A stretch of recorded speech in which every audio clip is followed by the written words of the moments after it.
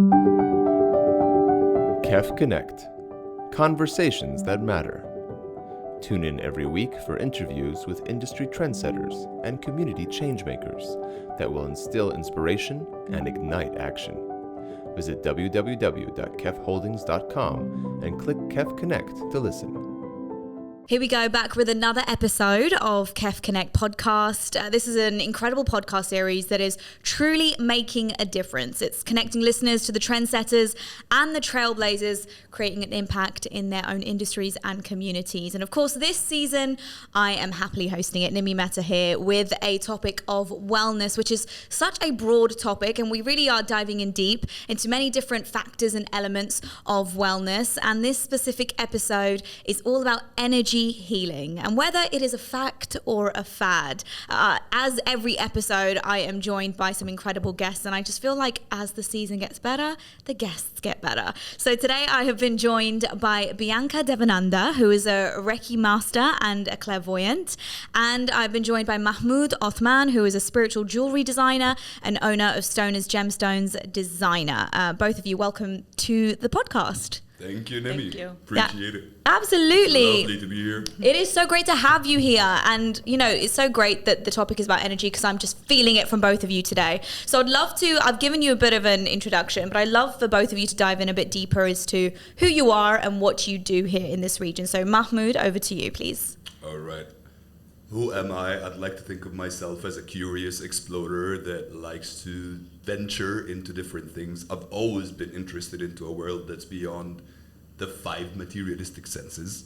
Mm-hmm. And I say the 5 materialistic senses because we were told we only have 5 senses, which could not be further away from the truth. Mm-hmm. We've got so many. We just don't learn how to depend on them, how to connect with them. Mm-hmm. So that has always been fascinating for me. Anything that's paranormal, metaphysical, anything that has to do with ancient wisdom, energy healing, martial arts, all of that cannot be defined by Newtonian physics, if you would, and our understanding of the world. Yeah. So I venture into these, explore, intuitively pick up what suits me and let go of what doesn't, and I find my way. Wow, amazing. I love that. What a great start to the episode. I'd love to dive in deeper a bit later as to how you started your journey, for sure. Over to Bianca. Bianca, how are you? Thank you so much for being here. And could you tell the people more about who you are and what you do? Yes, so I'm a holistic therapist here in the region at Illuminations Wellbeing Center, and I work with multiple modalities, all I would consider energy healing modalities, intuitive energetics, energy healing such as Reiki, pranic healing, and I also do regression therapy. And I also facilitate meditations and self-development classes and courses around energy healing, learning how to feel energy and work with energy, learning how to read energy. So really helping people overcome their suffering, shift out of the places that they're in so that they can feel better. And when they feel better, they can have a better life. And so depending on what somebody comes in with, then I shift around the modalities that I work with. Fascinating. Well, you must have met so many people along your journey and along your way. I can't wait to hear about that. I'd really love to start this episode with the most basic 101 question. For anyone listening right now who potentially is just about to start their journey or is just interested in how you both have reached yours, what is energy to you? And I know it's a big question, and I know there's no right or wrong answer ever, but Mahmoud, I would love to start with you. What is energy to you? What is energy? It's everything, basically. Everything in the universe is energy. I mean, let's look at it even from a scientific theory perspective. Right now, you've got string theory that tells us within quantum physics that anything that we thought was solid isn't really solid. It's resonation of electromagnetic frequencies, and we just did not have the ability to look further beyond what we thought, like an electron being a marble-like structure. But once we were able to have the technology to look into that, we can understand solid is an illusion. So how we perceive the universe classically is not really how it works. You've got parallel universes theories, you've got string theory, you've got so much that we're trying to wrap our heads around it at the moment, that literally everything is energy. We are energy. The food we consume is energy. Our thoughts are energy. The way we move our body through signals of the brain is energy. The way our consciousness works through our minds rather than the brain is energy. So everything is energy. What is energy healing? To me, in my understanding, it's an intricate system of putting together a holistic approach of how we live. It's the food we eat. It's our mindset. It's how we interact with people. It's what we believe in. It's everything that we do. And there are so many different modalities, and I'm sure Bianca would be able to explain a lot more into that, and different approaches. And for example, just last year, a couple of years ago, I came to understand that ancient Egypt had its own way of energy healing. It was called Sikhet Sumet, and that was one of the very oldest, but it's not commonly known, not as much as Reiki, Pranic. So basically every civilization that was somewhat advanced, and I say advanced because we are not advanced. We're technologically advanced in some ways, but all the civilizations that were really advanced, that built things that astonished us, had that understanding and developed a way of energy healing. So when you ask what is energy healing, you will definitely get different answers from every person based on their experience, exposure, research, and that's the beauty of it. And absolutely, I agree with the whole generational thing as well. It's so fascinating, actually, especially being here in the UAE, the different backgrounds and cultures you come across and their thoughts and their perceptions of energy and energy healing. Bianca, to you now, especially in what you do, your journey, how did that start and how did you truly start to define energy for yourself? How did I start? I stumbled across it, and in 2006 I got ill, and one of the side effects of the illness or the medication that I was on was depression, and I thought I was going to not get it, and I ended up getting it. And of course the doctors wanted to give antidepressants, which of course has its place, but I decided to just investigate and see if there was another way, and that's literally how I stumbled across all of this energy healing. My first sort of entry into energy healing was with Qigong and with Reiki and with yoga. That's really how I started. And then I got all better. It really helped me heal, and I sort of dropped it and went back to my normal life. And then I came across it again in 2009. I was going through a really, really intense breakup. I was really, depressed because of the breakup, this heartbreak, and I was going through burnout at work. And so I remembered, I'm like, oh yeah, I remember a few years ago, I sort of healed myself with all these things, and then I sort of dived really deeply into it. And that's really how my exploration started. From there, I went to India, and I spent a long time there sort of researching, and not only researching, but trying to heal myself with all the modalities. So that's really how I came into it. And your other question was? Well, just what is energy to you, I guess. Energy. Yeah. So like he said, energy really is everything. Everything is energy, and everything is energy. And of course, Einstein is the one who framed that, and not any of us. And like he also said, is that, science is in on it. So it's not just us going around and, oh, this is energy and that's energy. What is really nice now, which I didn't appreciate years ago when I came into this, I was just like, oh, I'm energy and everything is energy. But now over time and working with people, I realize that, science does have its place, and it's nice that it's sort of getting in on it and helping us understand that really everything is energy. This table right now is energy. This microphone is energy. These walls, this building, everything is energy. Of course, vibrating at different frequencies, but everything really is energy. And so are our thoughts, though, are our emotions, our physical body. And again, if we go back to the more ancient civilizations or times, we go back to India, we even go back into Africa, we go back to China. All of this is really where these energy theories, quote unquote, started. The chakra system, which is an Indian system, the meridian system, which is a Chinese system. These are what we call or consider our energy pathways, or how we can understand energy and the way it works in the body. So if we look at that, we can see that it's not something that's just sprouted or just happened. And the other thing is a little bit more to our everyday life is when we walk into different rooms, when we go around different people, when we go into different events or circumstances, we get up in the morning, we all feel different things.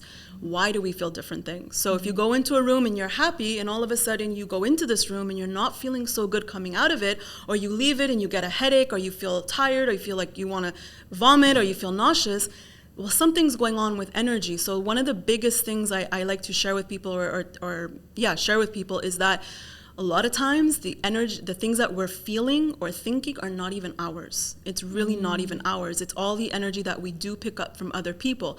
Now there's reasons why we pick up those energies, and I won't go into that, but a lot of it is not our energy. And so yeah.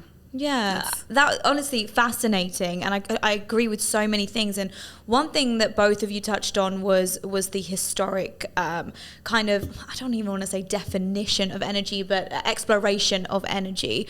You know, you touched on Egyptians, Mahmoud, and you know, you touched on back in India, back in the day historically. But what's interesting is I feel like a lot of the new gen, the millennials, the Gen Zs, think that this energy, this yoga is a new thing, that it is brand new and they're jumping on the bandwagon, so to say. But energy has really evolved over generations. Did you just have a personal interest in it, Mahmoud, like to explore, and you know, you giving us that information about ancient Egyptians, is that just you digging in deep, or is that something that is deep rooted within your culture, within your family, within your blood? Good question. Now, when it comes to culture, where I come from, for example, in Egypt, there have been practices that I used to see as a young child that did not really make sense at the time, and you would question them. Like, for example, when mopping the floor once a week, you need to do that with water, with salt, spray salt in the corners of rooms, and you're like, what are you thinking? This is for food. Why are you wasting it? Yeah. And there are a few other practices, for example, like hanging garlic in the balconies, because that would protect the area or the apartment from bad spirits. A lot of the things that when you're growing up being told you need to think scientifically, you need to do this and that, don't make sense. But the more you read and explore, like in my case, the very first book I came across that had to do with meditation, I think I was 7 or 8 years old, and it absolutely made no sense. Like trying to stop your thoughts, doing the breath work, all of that was very challenging at the time. I practiced a good combo of different martial arts that were somehow helping me understand a bit of that. And I still remember, and I'm sure you both do, and everyone that's listening does, as kids, for example, there were people that as soon as we see, which are family friends, extended family, we're happy to hug, we're happy to be around them. There were others that we would be like, no. And then we'd start hiding behind our parents, going into a room. We've all been connected in a way or another to our energies, to our intuition. But intuition is like a muscle. When you stop working it, when you stop relying on it, you cannot trust it anymore. So in my case, it was a bit of the looking into things, being an avid reader that's interested in different things that I cannot get immediate answers for, especially if I cannot get the answers for, the more I dig. So that has led me to later on practicing yoga. I think I started maybe 10 years ago, 11 years ago. And one of my yoga instructors was also a crystal healer. That's how I got into that. And one thing leads to another and another. And you start seeing examples of how it works, why it works. And let's agree on something. I personally do not take anything for 100% other than the fact that we were all given birth to one day. You're all gonna die one day. Everything in between is a give and take based on experiences, observations. So I came to the conclusion of believing that this works, that energy works, that it does help people, that we need to learn more about how to manage our energy, how to interact with other energies around us. And it is a way of living. It's not just a privilege, it's not just a trend, It's a lifetime thing. Now, this way of living, Bianca, a key word that Mahmoud said was believing. Now, you know, you may have had so many people come through your door who are seeking guidance, seeking help in any way, in any shape or form. Is it possible to be a non-believer and still reap the rewards of the energy world? Does that question make sense? Absolutely. Yeah. It's a question that I get a lot. Okay. And a question that people ask a lot. And of course, I would say 100% yes. We don't have to believe in order to experience it. Why is that? Well, I tell people, I explain it as much as I can, and then if somebody's curious, it's really just a willingness. We don't go around trying to force it on anyone, but at the same time, like he was saying, like we were saying before, everything is energy. So whether you go for an energy healing session or you don't, you're constantly in the energy field. You're constantly in your energy field and other people's energy field. So it's really great that I feel, yes, there's, like you mentioned before, it's really popular now and everybody's sort of in on the bandwagon, and in a way it's great because there's so much more awareness.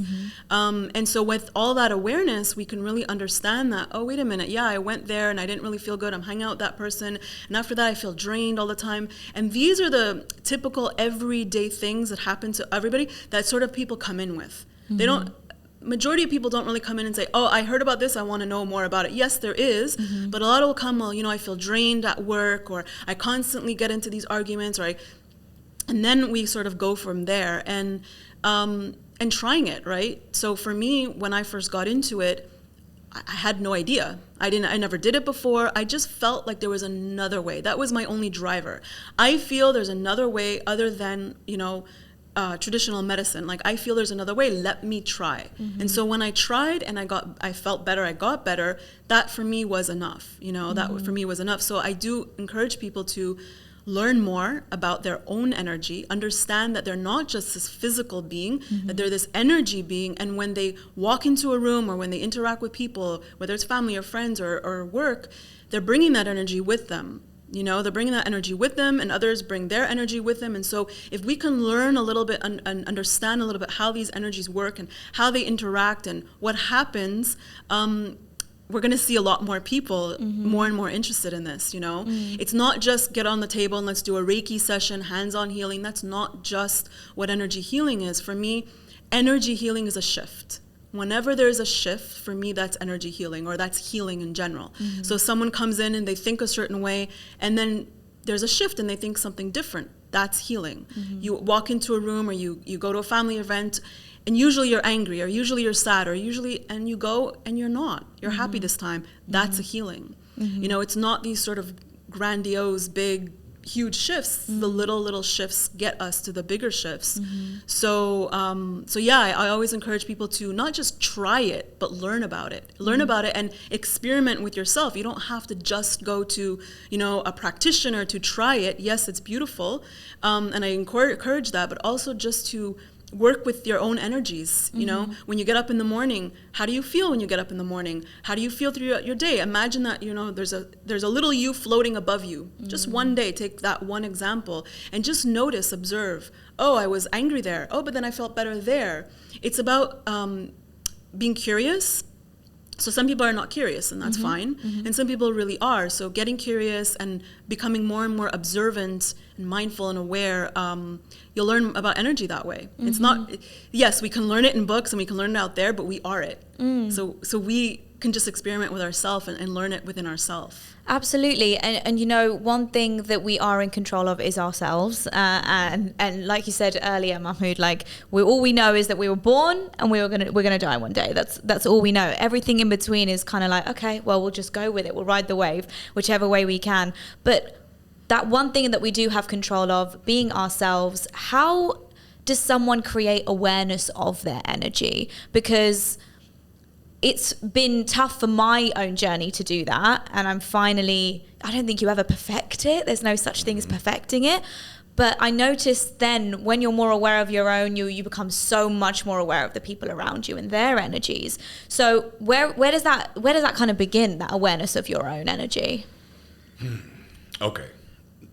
First of all, anyone who practiced meditation or yoga has heard the words be present, be mindful.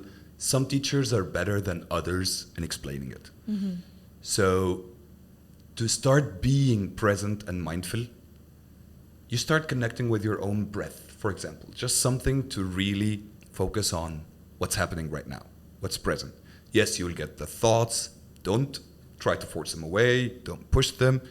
Work with them, accept them, but keep your focus on what you're doing. That is one baby step towards that, for example.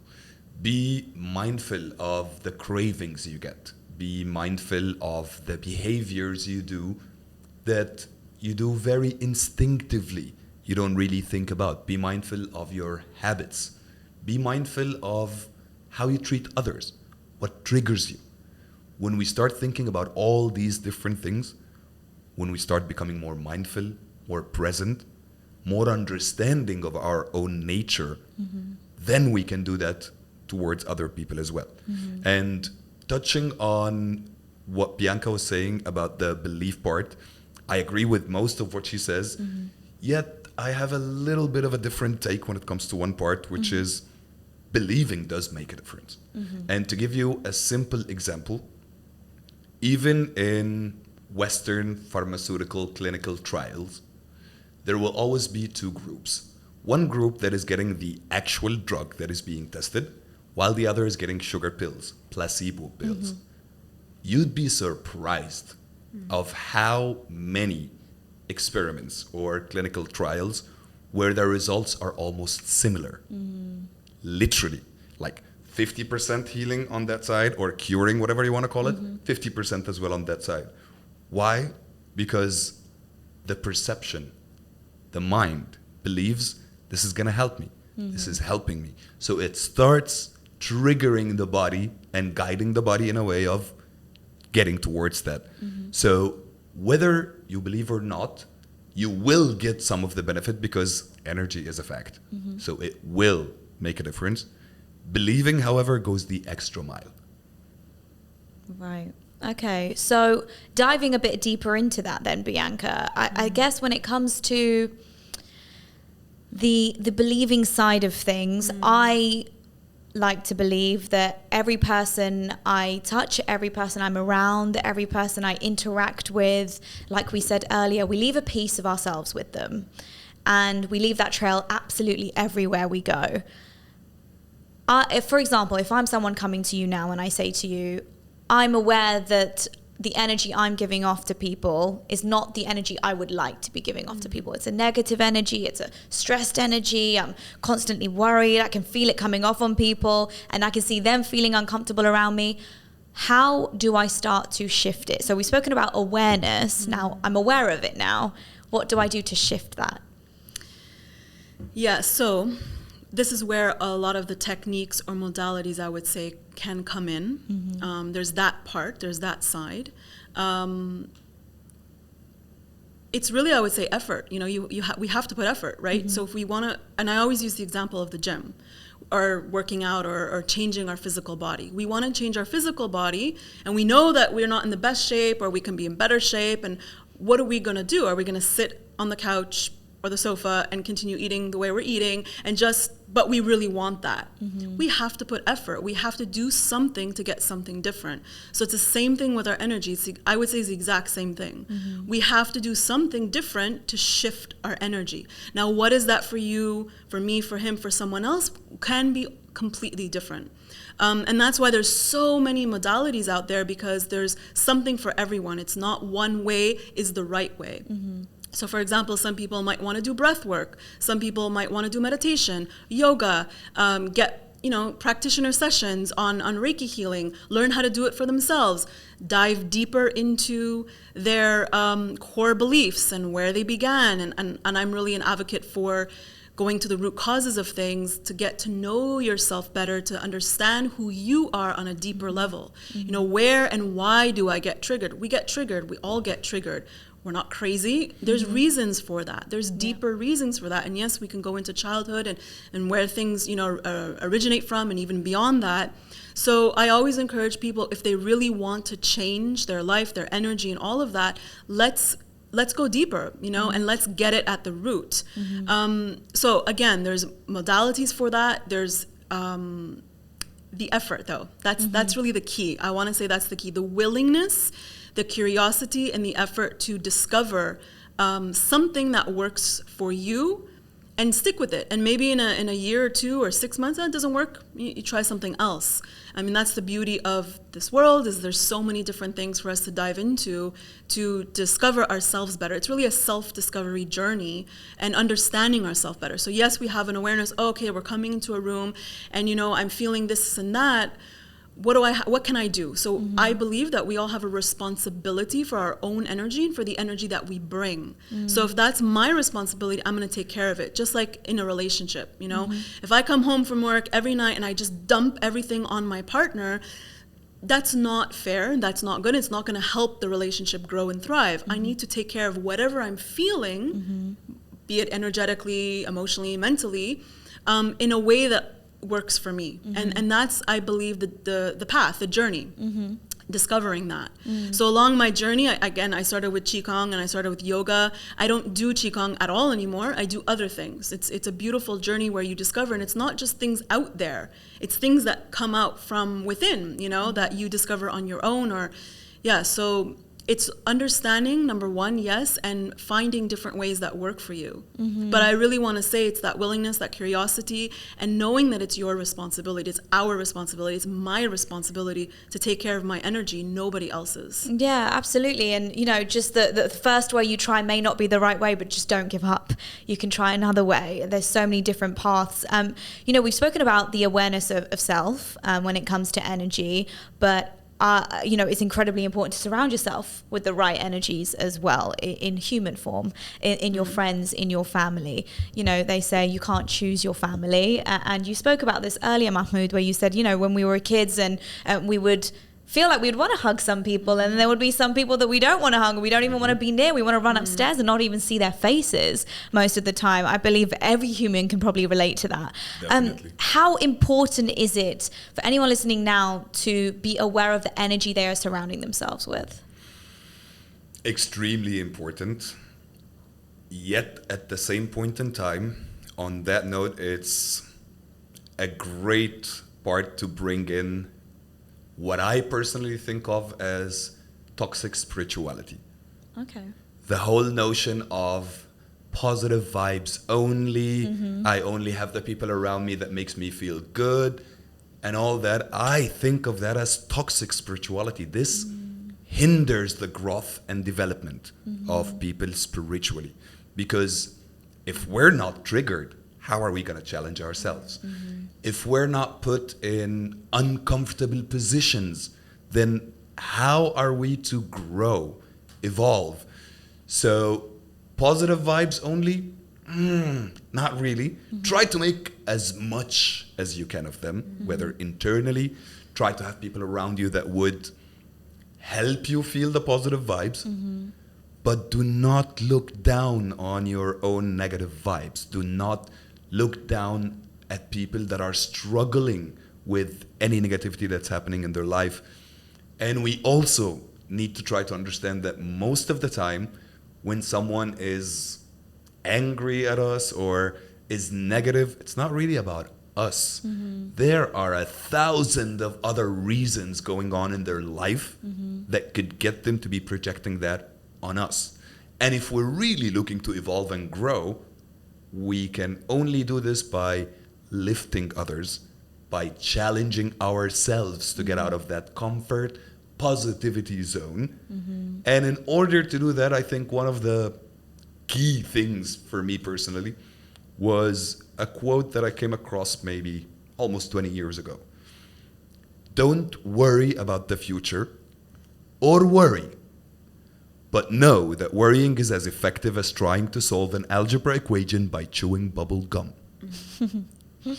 Once you get to wrap your head around this, a lot of the mental capacity that is actually preoccupied with worrying start getting shifted into finding solutions, into creating solutions, into thinking of the art of the possible rather than the impossible. And then we're able to help ourselves, help others, and manage the energies around us rather than eliminating them, putting ourselves in a bubble that will burst sooner or later, just like any bubble does. And absolutely, and one word that kept screaming out to me when you were speaking of this toxic positivity, of positive vibes only, cut out the negativity, is control. It sounds like a very controlling thing. You are trying to control your environment as much as you can, and that to me doesn't allow energies to flow in and out, negative or positive. You're just throwing a wall around yourself essentially. What I find fascinating about what you do at Bianca is that you have so many different people walking through that door, seeing you every single day.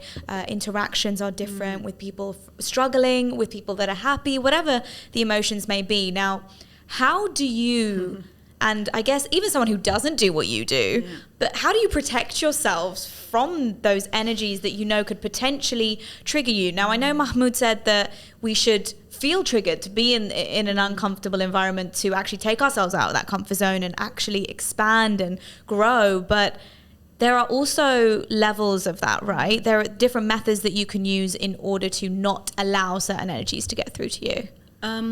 So myself as a practitioner or a therapist in the room is a little different than myself outside the room, in the sense that when I'm in that room and when I'm there in front of someone else, I am in a neutral position. It's not about me, it's about the person in front of me.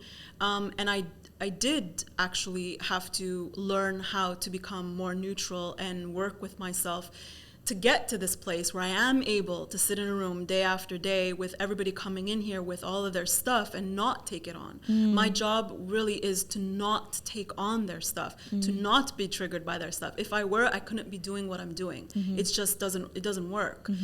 That said, of course, there will always be times where things happen and I do get triggered, or something happens and I do get affected, or I bring some energy with me, and then I have specific techniques. Number one, being aware of it, number one, of course. And then, yes, I do have some specific techniques that I use to move the energy through me. I do visualization techniques to move that energy through me. There's also movement to move the energy through me. So that's on one part. And then on the other part, out in the world, it's a lot of exactly what he was saying, is that it's not necessarily putting ourselves in a bubble and going out. We're not going to do much by that.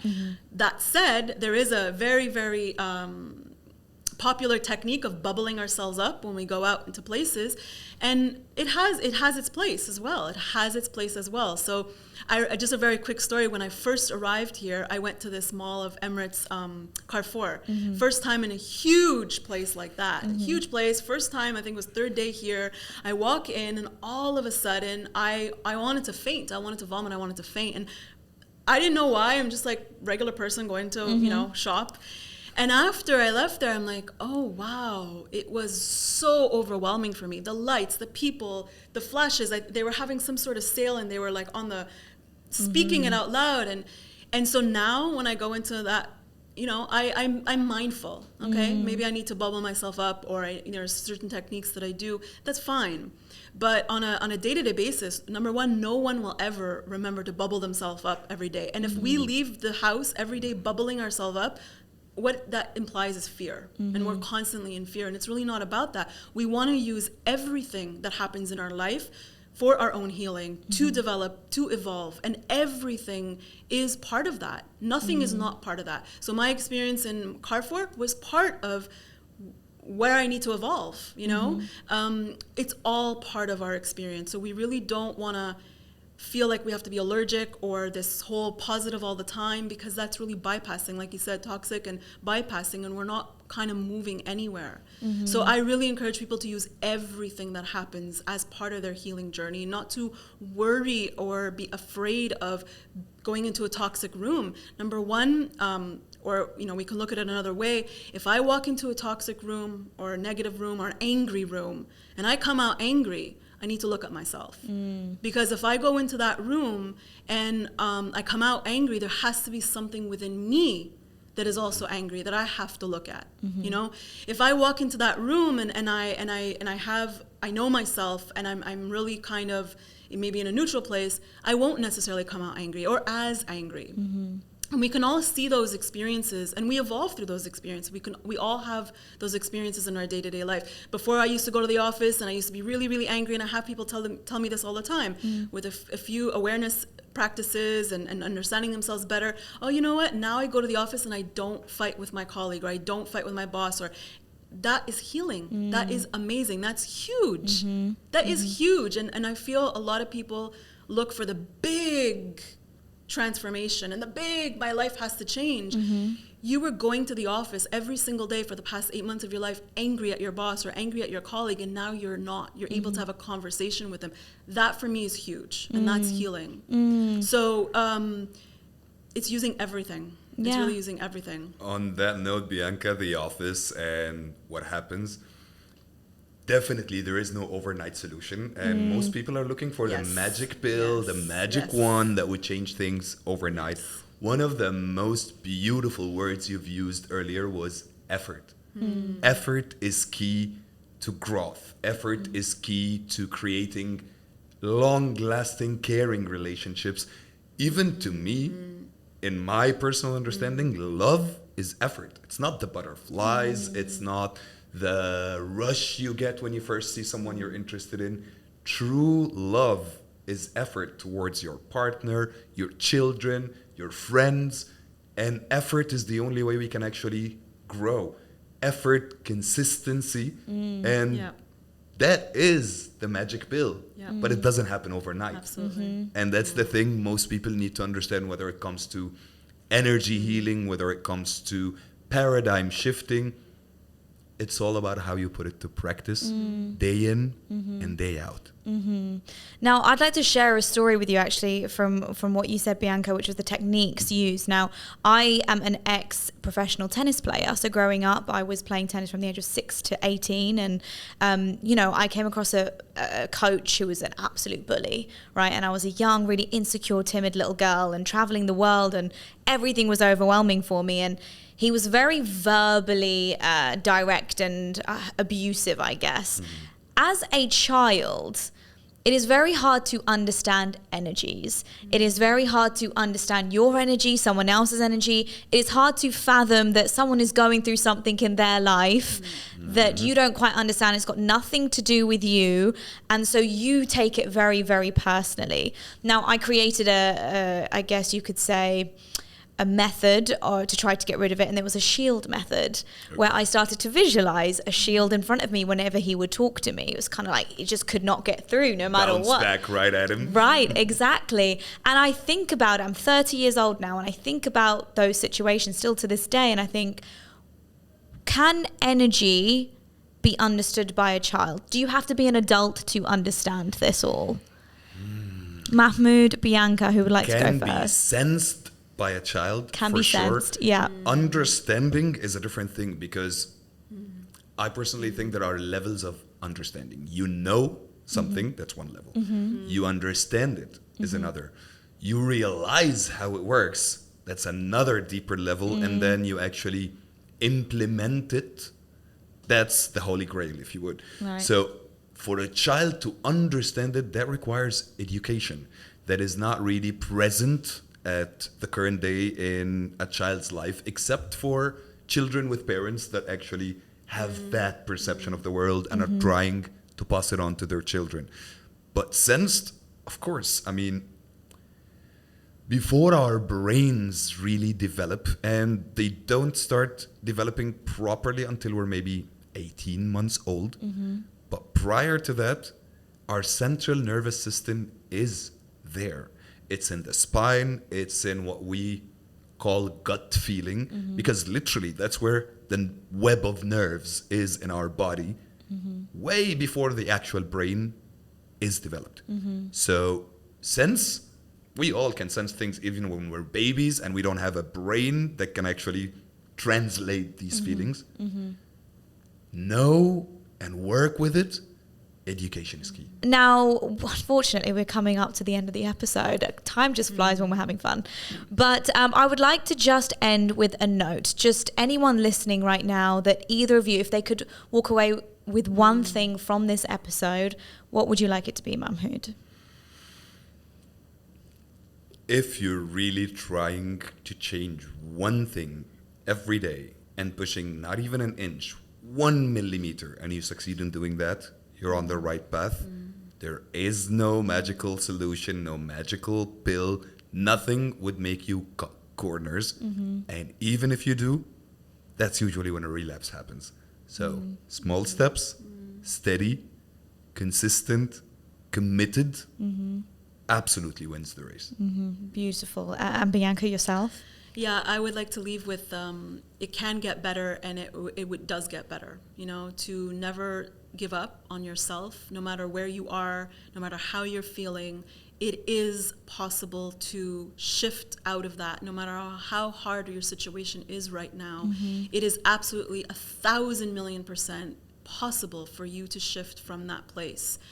So not ever to give up on yourself, I would say. Amazing. Well, for those listening who would love to find out more about you both or connect with you either way, how can they find you? You know, we live in a world where everyone almost is available on social media. Yes. So we can put some links into the podcast, and I'm sure they will be able to reach out, and would love to help in any way we can. I feel like Mahmoud's one of those, if it's meant to be, I'll meet you on the street. Definitely. Bianca, what about you? Yeah, so I in Dubai, I work from Illuminations Wellbeing Center. So Illuminations has their own website, and also my own website, biancadevananda.com. So amazing. Well, such a pleasure sitting with you both and speaking. I'm sure after this episode wraps, we're going to continue the chats.